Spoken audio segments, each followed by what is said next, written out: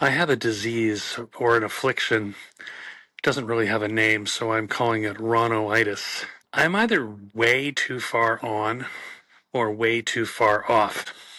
Sometimes people think I'm like super caffeinated, like beyond caffeinated, frankly, because I'm pretty chatty Cathy. Some people get really thrown off by it. They don't like it at all. It's like, what are you, the police? And sometimes I'll go out to an event and I'm really interested in the other person, and it might be a little too much sometimes. The other end of it is sometimes I just want to crawl in a hole. I go out and I hate it.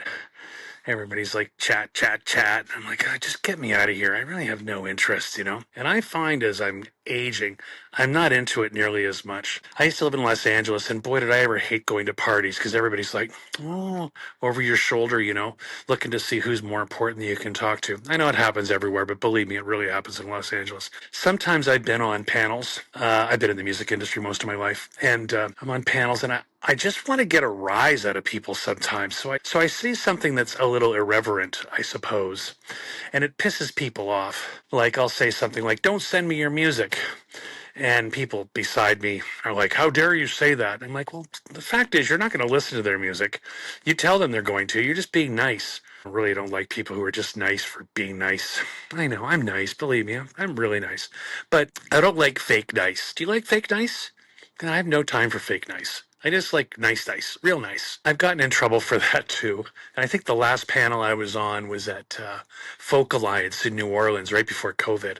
And I think I said something like that, like, don't send your music to music supervisors. They're just not going to listen to it. And the other music supervisors were like pissed off at me for it.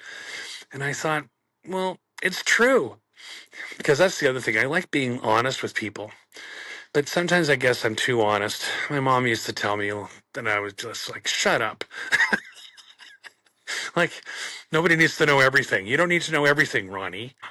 So I have a couple of friends who I feel like I'm only their audience. I'm not really there for conversation. I'm there simply to listen to them speak. And I could be, I don't know, half an hour. And they just go on and on and on and on. And it's a little vampire like, a little soul sucking. And it's nice to listen. Everybody likes to be heard. I want to listen too. Believe me, I don't need to talk all the time. Even though some people will tell you that's not quite the way it works with me. Anyways, some days I've got Ronno-itis up, and some days I've got Ronno-itis down. Know what I mean? For the Ron Report, I'm Ron Prue. Peace out.